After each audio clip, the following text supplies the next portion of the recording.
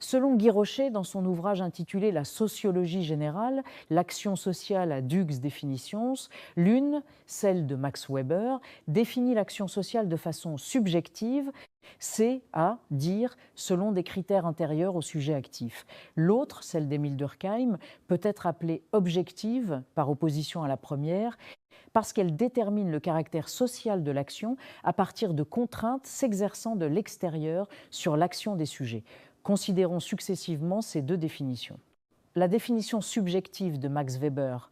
Pour Max Weber, l'action humaine est sociale dans la mesure où, du fait de la signification subjective que l'individu ou les individus qui agissent y attachent, elle tient compte du comportement des autres et en est affectée dans son cours. Cette courte définition permet d'établir 3 critères pour déterminer le caractère social de l'action. Tout d'abord, les personnes doivent tenir compte du comportement des autres et également de la présence ou de l'existence des autres. 2 jeunes enfants qui jouent l'un à côté de l'autre, chacun s'occupant à une activité totalement indépendante de celle de l'autre, n'ont pas encore atteint un stade de sociabilité assez avancé pour partager les mêmes jeux. Tout au plus, peut-on dire que la présence et l'activité de l'autre les encouragent tous deux à demeurer sur place et à continuer leur jeu solitaire. Il s'agit alors d'une interaction très élémentaire. Il peut même se produire que l'un des deux s'éloigne sans que l'autre semble le remarquer. L'action sociale était alors nulle. Le distrait qui passe à côté de vous sans vous voir parce qu'il est tout entier absorbé par ses pensées et peut être en conversation intérieure avec un interlocuteur invisible, mais son action n'est pas sociale dans le milieu immédiat qui l'entoure.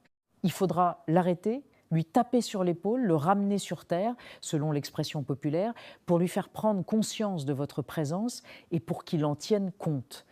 On connaît les nombreuses caricatures du mari qui prend son petit déjeuner devant sa femme, caché derrière son journal. Il ne déjeune pas avec elle, bien qu'il soit physiquement en tête-à-tête. L'écran du journal symbolise bien l'absence ou même le refus de la communication avec l'autre.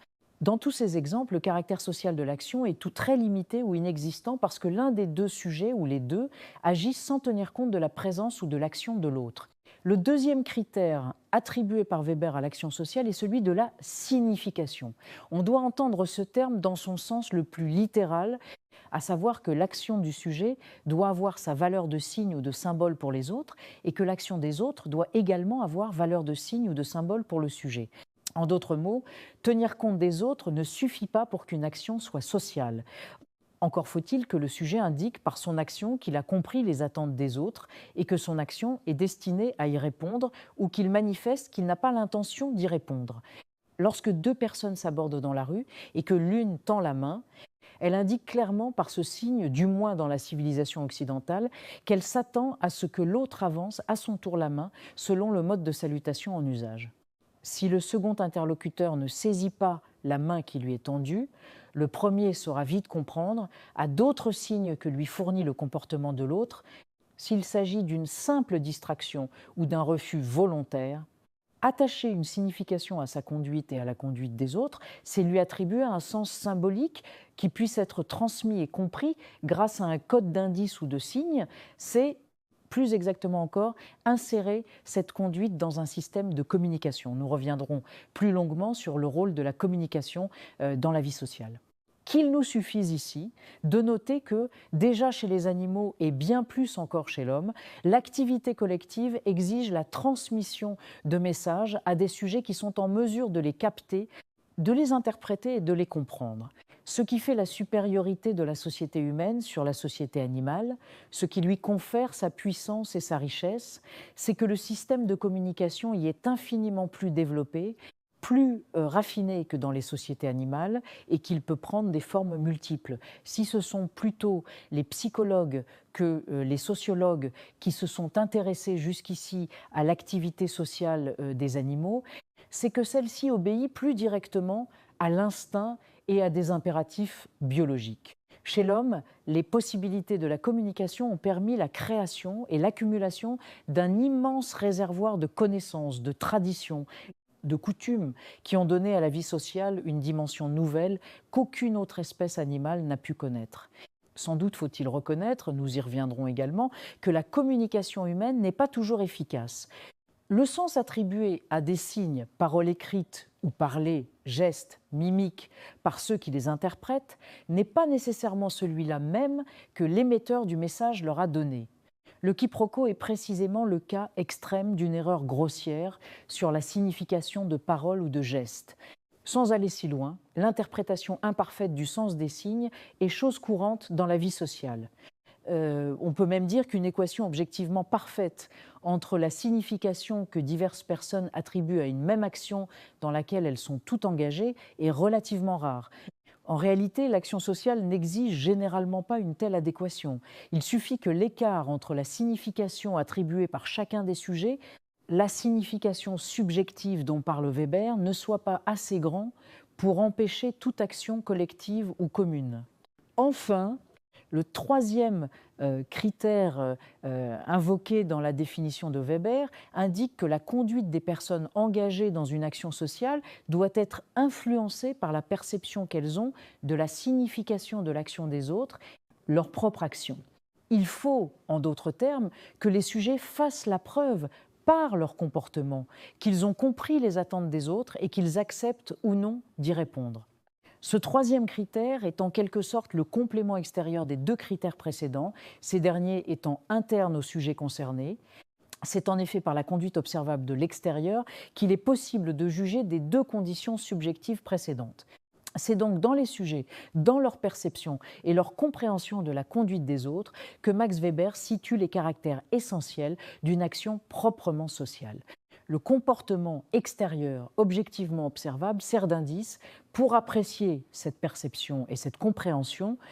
C'est en ce sens bien précis qu'il faut entendre le caractère subjectif que nous attribuons à la définition de Max Weber. La définition objective d'Émile Durkheim. La définition qu'Émile Durkheim a donnée de l'action sociale est bien différente de celle de Max Weber. Pour Durkheim, l'action sociale consiste en des manières d'agir, de penser et de sentir extérieures à l'individu et qui sont douées d'un pouvoir de coercition en vertu duquel il s'impose à lui. Il ressort clairement de cette définition que Durkheim ne recherche pas les caractères de l'action sociale dans les états subjectifs des personnes, comme le faisait Max Weber, mais bien plutôt dans des réalités extérieures aux personnes et qui les contraignent. Durkheim utilise deux critères objectifs pour déterminer le caractère social de l'action humaine: l'extériorité des manières d'agir, de penser et de sentir par rapport aux personnes et la contrainte que celles-ci en subissent. Pour comprendre le sens que Durkheim attribue à ces deux critères, il faut remonter à sa théorie des deux consciences. La conscience collective est constituée par l'ensemble des manières d'agir, de penser et de sentir qui composent l'héritage commun d'une société donnée. Elles se sont établies au cours de l'histoire, se transmettent de génération en génération, sont admises et pratiquées par la majorité ou la moyenne des personnes de cette société. Elles sont extérieures aux personnes en ce qu'elles les ont précédées, qu'elles les transcendent et qu'elles leur survivent. La conscience collective est, pour reprendre l'analogie de Durkheim, le type psychique d'une société particulière. C'est elle qui donne à une société ses caractères distinctifs et singuliers. C'est cette conscience collective qui distingue le français du belge, le canadien de l'américain. La conscience individuelle, par contre, comprend ce que l'on pourrait appeler l'univers privé de chaque personne. Ses traits de caractère ou de tempérament, son hérédité, ses expériences personnelles, qui font d'elle un être unique, singulier. La conscience individuelle, c'est aussi, pour Durkheim, l'autonomie personnelle relative dont chacun dispose dans l'usage et dans l'adaptation qu'il peut faire, des manières collectives d'agir, de penser et de sentir. En chaque personne, la conscience individuelle peut être plus ou moins développée, plus ou moins forte.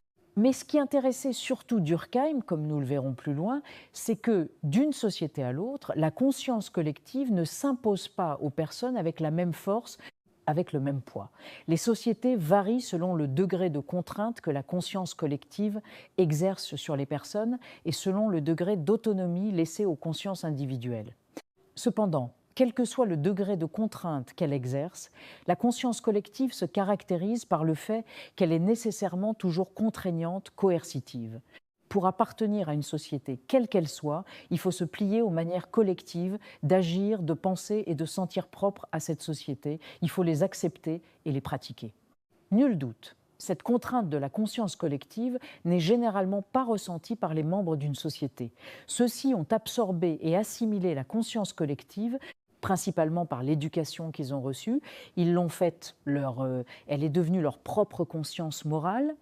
Par conséquent, le caractère extérieur et contraignant de la conscience collective n'apparaît pas aux membres d'une société, car la conscience collective, tout en étant extérieure aux personnes, est en même temps en chacune d'elles, et la contrainte qu'elle exerce est remplacée par l'habitude et par la conscience morale développée en chaque personne. De la sorte, Durkheim rétablit la continuité qu'il semblait d'abord briser entre l'individu et la société, entre le psychique et le social. La définition durkheimienne contribue à élargir la notion de l'action sociale sur 2 points importants. Tout d'abord, il est clair que cette définition n'est pas exclusivement interactionniste comme l'est celle de Weber. Elle englobe dans l'action sociale des activités individuelles, même intimes, des pensées, des sentiments, dans la mesure où ces activités, ces pensées et ces sentiments correspondent aux manières collectives d'agir, de penser et de sentir. L'interaction entre personnes, physiquement présentes ou non, nous apparaît donc maintenant comme une partie seulement de la réalité de l'action sociale. L'action individuelle peut être influencée par le milieu social sans qu'il y ait d'interaction effective et elle n'en est pas moins action sociale. En second lieu, la définition de Durkheim situe davantage l'action sociale dans son milieu, dans son environnement. En effet, elle fait appel à une réalité à la fois extérieure et intérieure aux personnes, qui les transcendent et qu'elles assimilent. C'est ce que Durkheim appelle la conscience collective. Les prochains chapitres feront mieux ressortir encore l'importance de cette considération.